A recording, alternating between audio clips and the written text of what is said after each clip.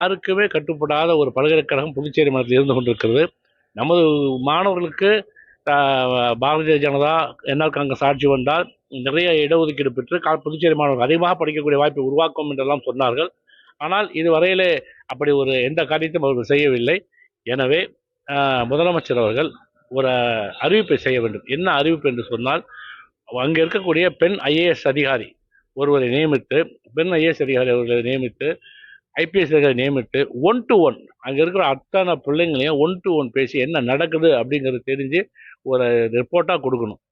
தமிழ்நாட்டில் ஒரு அண்ணா பல்கலைக்கழகத்தில் நடந்த உடனே தாண்டி குதிச்சு அரசியல் கட்சிகள் எல்லாம் ஏன் என்ன பண்ணுறாங்கன்னு தெரியல. இங்கே அவ்வளோ கூத்தடிச்சாங்க. அங்கே இருக்கக்கூடிய தமிழ்நாட்டுடைய முதலமைச்சர் சரியான ஆக்ஷனை சரியான டைமில் இன் டைம் என்று சொல்வார்கள், அது மாதிரி எடுத்த காரணத்தினால அதே மாதிரி ஒரு வார் ஃபூட்டிங்கில் நடவடிக்கை எடுக்கப்பட வேண்டும். அந்த யார் தவறு செய்தார்களோ அவர் மீது உடனடியாக நடவடிக்கை எடுக்க வேண்டும் என்று காரைக்கால் மாவட்ட திராவிட முன்னேற்ற கழகத்தின் சார்பில் கேட்டுக்கொள்கின்றேன்.